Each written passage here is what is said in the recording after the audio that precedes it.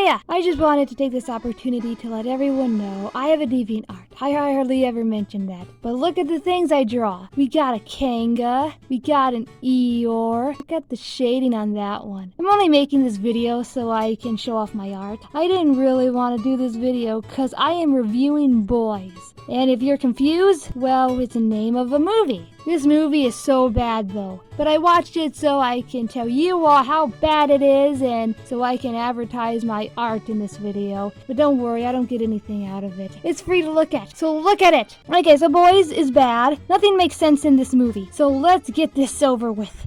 So right off the bat, we got a police officer here. He walks up to this house, and his woman opens the door. By the way, this police officer is played by John C. Reilly, who plays Dr. Steve Brule in Tim and Eric Awesome Show. Great job. So through this whole video, I'll be referring to him as Steve Brule. So he starts asking this lady a bunch of questions. He was like, "Were you at a party last night, ma'am?" And she was like, "Yes." I mean, that's not exactly how the conversation went down, but you know, he was asking a lot of questions. And so this woman really wanted to voice the authority for some reason. So this is when she told him she'll be going out on a horse. So Steve Brule was like, "Okay, but it's gonna rain later, ma'am." That's not exactly how he said it. And here we have a scene of a wide open field with credits, and she's on a horse. Well, it's not actually her. It's a stunt double. It's weird because she is seen on a horse in the trailer. Anyway, the horse makes this huge jump. It freaks out and runs off, and she falls. And this next scene is where we meet our other protagonist. I think his name is Baker or something. He's reading a story in a creative writing class, I guess. By the way, this whole movie takes place at an all-boys boarding school. So after class, him and his friends goes to the cafeteria. One of his other friends runs up to him and he says, "Hey,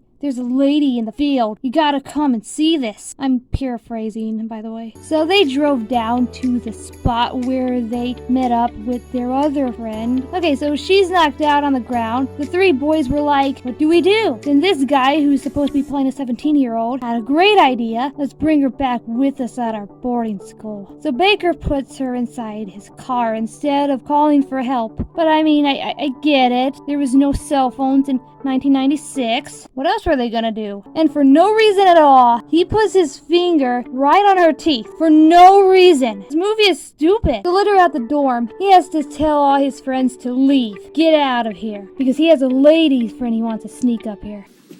Hey, what are you doing in here? So secret. Nothing. You building a tunnel or... No, asshole. I got a girl knocked out in the back of the dorm, and I can't bring her up here until I get you guys out of the way. Yeah, in your dreams. So fast forward 1 minute later, they're taking off her boots. They're looking at her ID. They found a 20 in one of her boots. They discovered her name is actually Patty S. Fair. Later, he's in the bathroom sniffing toothpaste. I don't know why. His friend told him she's awake, so they go back to the dorm. Baker told his friend to go get her some soup from the cafeteria, but I think that was just an excuse to be alone with her. So he sits down and asks her name, to which she replied, her name is Louise. He knew that wasn't really her name. I mean, her ID is right there. In the middle of their conversation, someone knocked on the door. It was Murphy, the other kid from earlier. And he sits down, he asks her a bunch of questions, and then this 13-year-old offers her a cigarette. But Baker picks them up and throws them out. Visiting hours are over, you hear me? It's like yours are just getting started. You know, you have a very big mouth for an 8th grader, Murphy. My mouth is nothing compared to that boner in your pants.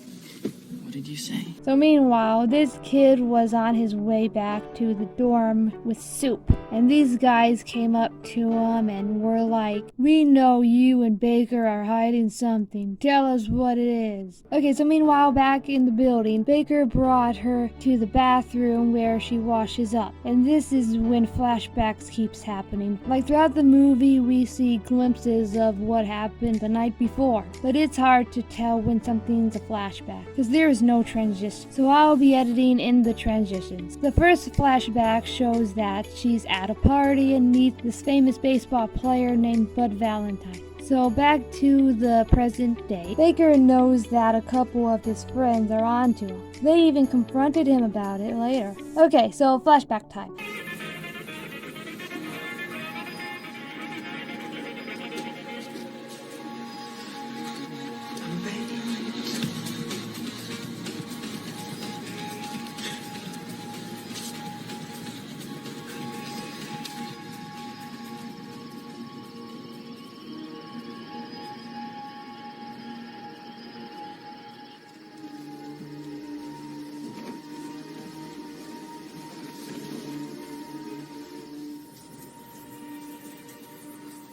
So she grabs onto a shelf and it shatters. So Baker comes back in after hearing. And this bathroom scene goes on for way too long. And I have to censor this because this dude takes off her shirt just because she was wet. This scene has no reason to exist. So they head back to the dorm. She takes off her shirt again. This is when those two dudes from earlier shows up. Baker walks out to tell everyone there's not a woman in my room, so go away. That is exactly how he said it. At least that's what I heard. And this guy got so mad he punched the wall and broke his hand. I'm not kidding. He's probably the best actor here. Oh, God, look at it. Baker, take me to the hospital. Me? I can't right now. What? Just go to the infirmary. You're staying here with your new girlfriend. I'm getting hauled to the friggin' hospital. Baker comes back, and she didn't look like this when he left. I mean, her hair is dry. She just looks more well put together here. It's weird. And there's another flashback. I'll speed it up because it's boring. So sometime later, Baker and his friend are cleaning up the bathroom. Murphy comes in and tells him he's gonna be in big trouble because the whole school knows he brought a girl here. But back in the dorm, Baker comes back. Patty confesses her name is not actually Louise. Then they have a moment together.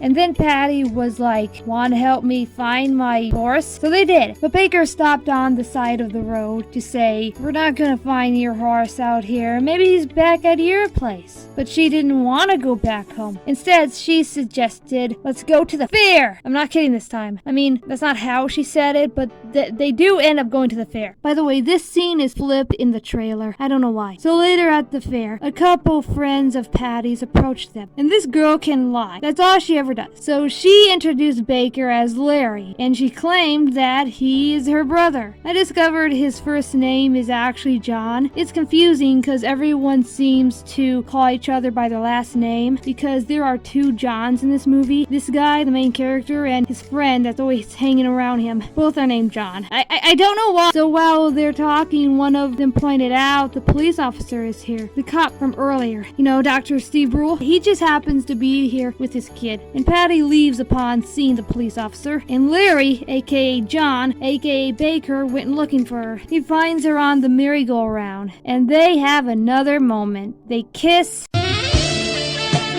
She calls him Larry, even though that's not even his name, and they kiss some more. But later, Steve Brule sees Baker and Patty. He knows she's here. And there's like this sex scene where they noticed a dog watching them. It's kind of weird. So after that, they sit on the grass and talk a bit. Can I just say, this guy doesn't look like he's 17, and I get it. Movies pass off adults as teenagers all the time, but in what world does this look like a 17-year-old? But this means she's a grown woman sleeping with a kid. If roles were reversed, that's the end of my statement. Either way, this movie is bad. So after he gets up and leaves to go get some bears, another flashback is shown. It's probably the most interesting one too. So Patty and Bud, you know, the guy she met at the party, she and him gets in a car. That's right, a car. It's neither of their cars. It doesn't belong to them. So they drive off, and well, we'll have to see what happens in the next flashback. So Patty's friends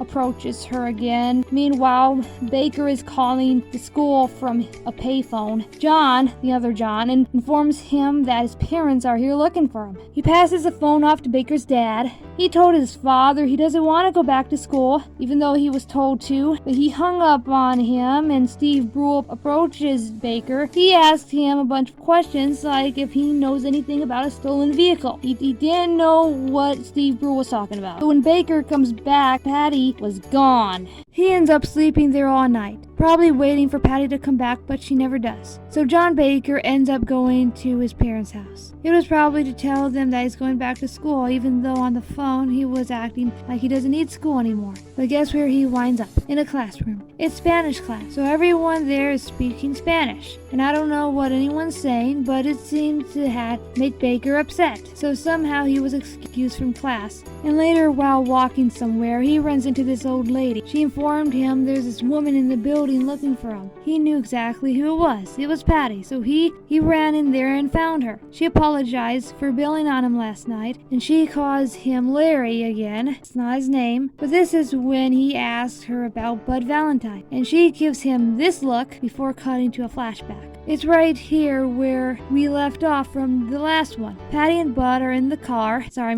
Stolen car. When she discovered who car this belongs to when she found a photograph of the person. Turns out it belongs to some girl who offed herself last year. At this point, she wanted him to stop the car, but instead he sped it up. In fact, he sped it up so much that they drove into a lake. The whole car went underwater, and somehow she escaped. So present day, Patty took Baker, where the incident took place. From there, the police were called. They recovered the stolen car. They got the body out. It was Bud. He died. He's dead. So Patty and Baker were taken to the police station. Don't you just love the quality? So Patty's brother and sister shows up, and Baker's parents were there too. I don't know if Patty got in trouble for the stolen car, but she did get in trouble for something. I got fingerprinted. Why? Contributing to the delinquency of a minor. And oh yeah, the writers must really like the name John because Baker's dad is also named John, which makes him John Jr. So that's 3 people in this movie whose name is John. So all of them are standing near the elevator. You know, Patty's siblings, Baker and his parents, all of them. So when the elevator finally opens, Patty and Baker both jumps in.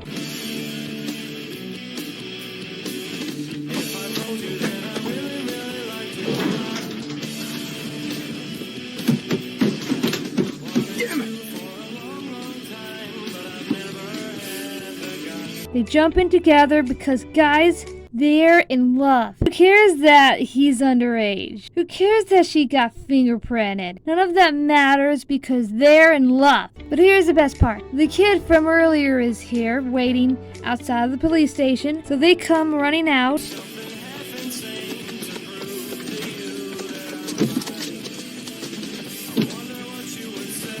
They stare at each other passionately, then they drive away. And then we see Baker's dad running out. There he is, right there, wondering where he went wrong. We see the car driving down the road, then it cuts to black. It doesn't fade to black, it just cuts. I feel like this movie is incomplete, because we never know what happens next. Does he quit school?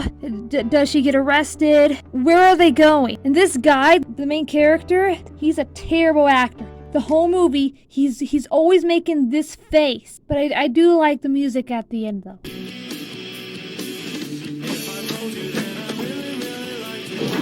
But besides that, I think the movie's kind of lame. I mean, I don't know whose idea it was for a teenage boy and a young woman to run away together, but this film is based on something called 20 Minutes. So do with that information what you will. But anyway, thank you so much for watching, and check out my art. If you like what you see here, subscribe because I post drawing videos on here whenever I feel like it. If anything, this video was an excuse to show off my art. Okay, bye. If I told you that I really, really liked you a lot